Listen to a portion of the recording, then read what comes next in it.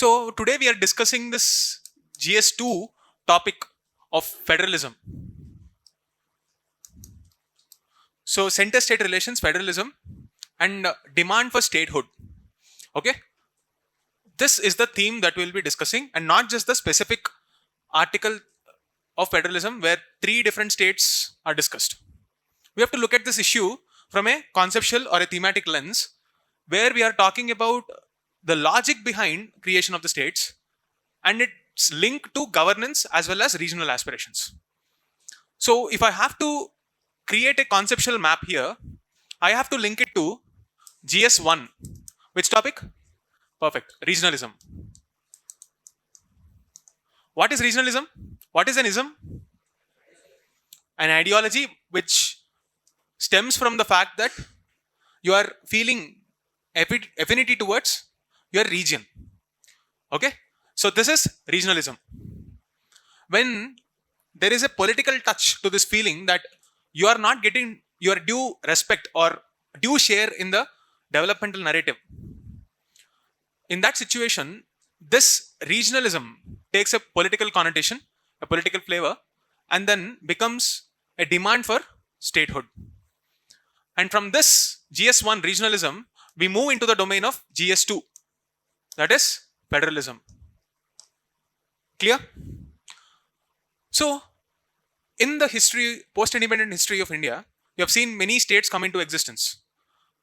The first, iteration started in 1956 with the State Reorganization Committee. There was a debate. Language, should it be considered one of the factor for creation of statehood? There were many committees before that. Let's say, for example, JVP committee. Should we or should we not use language as a metric for creation of state? They felt language alone cannot actually satisfy the criteria. And then finally, after a long debate and the struggle of Shri Potti Sriramulu Garu, you've had the creation of linguistic states through the State Reorganization Committee's recommendations, and the state of Andhra Pradesh, and many other states came into existence. So, language as a subnational unit was an idea that was existing way back in the independence movement only. Congress working committees, if you see, Pradesh committees as they were called, they were having a history of this language-based, committees, because it was easy to mobilize people because of this cultural similarities. So, when you are discussing this idea of regionalism, you will see two facets. Should we take a region only on the basis of a political factor or political or administrative factor, or should we take cultural units? This is the debate that has been ongoing. Okay, so will culture alone sustain the demand for a statehood? Not necessarily. So you need to be pragmatic enough to balance the regional aspirations with the administrative feasibility. And sometimes, even when those regions cannot generate the kind of revenue, the state should contribute to the regional development of that area to keep the subnational unit intact. Otherwise, it will create instability within the country. This is the overall idea of regional planning. And when it is viable administratively, states were formed. This is the larger context. 25 years ago, three different states were created, namely Jharkhand, Chhattisgarh, and Uttarakhand. Back then, Uttaranchal was the name. So, what were the reasons for creation of these states? Because most of them were anyway speaking Hindi only. So, if language is the only metric, that wouldn't have been the reason. Let's say, for example, in Jharkhand, you would notice that the demand was contingent on an Adivasi, identity, a respect for their way of life. In the Indian Express article that I posted on the Telegram channel and also here, you would notice that the author uses the word Jharkhand was created on the premise that our way of life is different from the Dikus or the outsiders. This mutually exclusive way of life, where nothing was common, was the premise of the creation of the state of Jharkhand. Did the promise of Jharkhand actually get fulfilled? Not yet. We still have the governance fractures, service delivery failures, and on all the social metrics, Jharkhand is yet to do well, despite having a significant wealth in terms of natural resources. So the so-called resource curse. What is this resource curse? A state has natural resources, and yet they were not able to leverage that. Jharkhand is still facing that. Take the case of Uttarakhand. If you consider historically the difference between Uttar Pradesh, the combined state, and the region of Uttaranchal, they were doing better in most metrics, social indicators, whether it is the sex ratio, education, literacy, urbanization, all these metrics, they were doing better. But somehow this feeling of relative deprivation and the respect for their identity, the Kumaon culture, that was what instigated a demand for a separate state. If you see today, Uttarakhand has indeed progressed in a lot of metrics. Even today, social indices wise, it's doing much better than the parent state, that is Uttar Pradesh. You can compare any data. For example, National Family Health Survey, round 4, round 5, which happens every 10 years. Not necessarily 10 years, but usually 10 years. You will see the difference in the indices. They were doing well. And yet, it has its own set of challenges. Which being, what are the challenges of Uttarakhand? Biggest challenge? The clue is in geography. 86% of the state, the land, is made up of mountains, hills. And that hills and mountains are not any stable ecosystem. They're ecologically very fragile, young sedimentary rocks, where the lithography is not conducive for massive development. What do you mean by lithography? What is graphy? Study of something. Lith means rocks.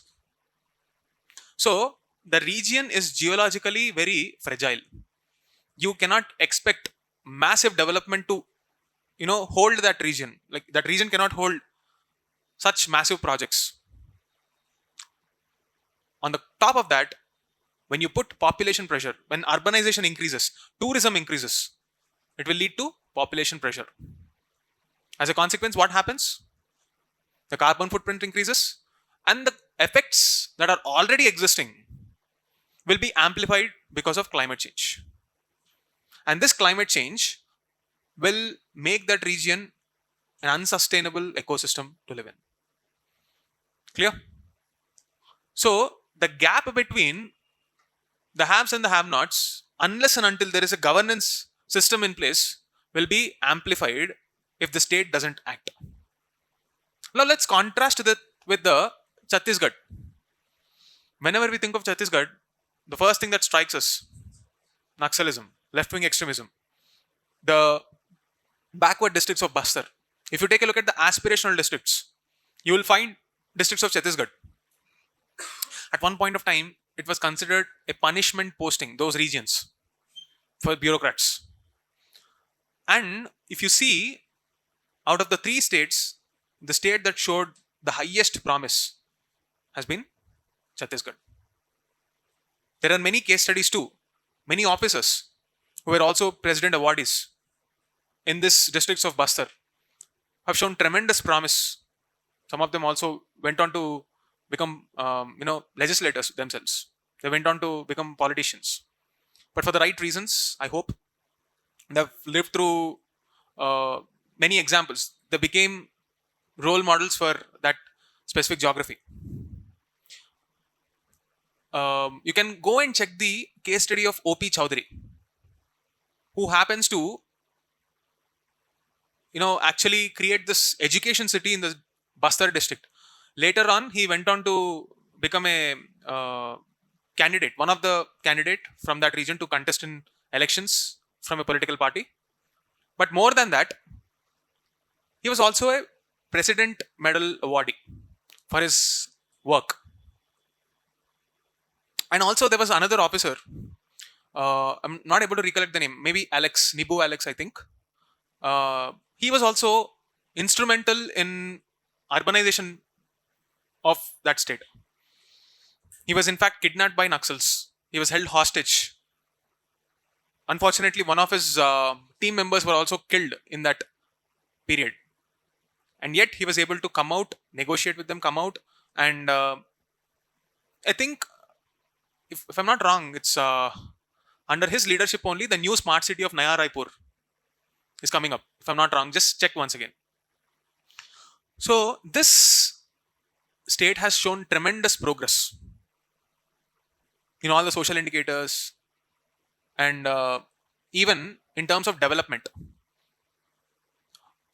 These three different states tell us one common theme. Creation of statehood doesn't necessarily guarantee progress or development. It's the bare minimum platform that you have to act upon it and create an opportunity. Just because you are given an opportunity doesn't necessarily mean you will become a star. You've had multiple examples even in sports. We know, uh, even when we don't want to name the specific person, but it's a sad reality that both Vinod Kambli and Sachin Tendulkar, who were stars in their own way, who were a part of a record partnership at school, they went on to have a partnership of 650 odd runs in a local tournament. Both of them were considered child prodigies. In fact, if you take a look at the debut of Sachin Tendulkar, it was a very mediocre one. Nothing to remember. A duck, maybe, and 30 odd runs in the second innings. Compare that with Vinod Kambli, who's had 3 consecutive centuries back to back. Anyone who looked at both those people wouldn't have imagined how these two people ended up today. Opportunities is just a platform. The game begins there. What really made the difference? How you use that opportunity. It's not just about individuals, it's also about systems, institutions, organizations. When you are given an opportunity, how do you leave a legacy depends on your actionable agenda. Every single activity that we do should be, adding up. And it requires planning, execution, and most importantly, the most overlooked aspect, follow up, monitoring, creation of grand ideas and not following up, not monitoring, will eventually make the systems crumble under their own weight. Any political analyst and public administration specialist, if they have to compare Chhattisgarh with Jharkhand, they will eventually boil down to governance only. Many case studies, if you take a look at Niti Ayog's repository, waste management, wastewater treatment, recycling the natural resources, waste, how to generate wealth out of waste, how agricultural sector has been leveraged to generate income for the tribals. Many case studies, they are from Chhattisgarh. Chhattisgarh has been an overlooked state for many decades, both by bureaucrats as well as politicians, and yet, inch by inch, that governance systems have transformed the image of the state.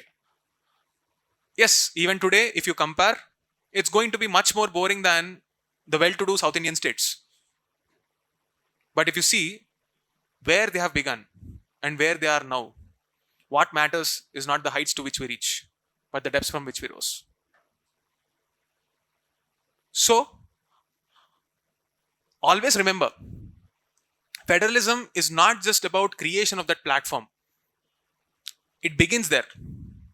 If you want to transform that opportunity into a legacy, it requires us to build institutions which have accountability, transparency, and outcomes as the ingredients that drive them.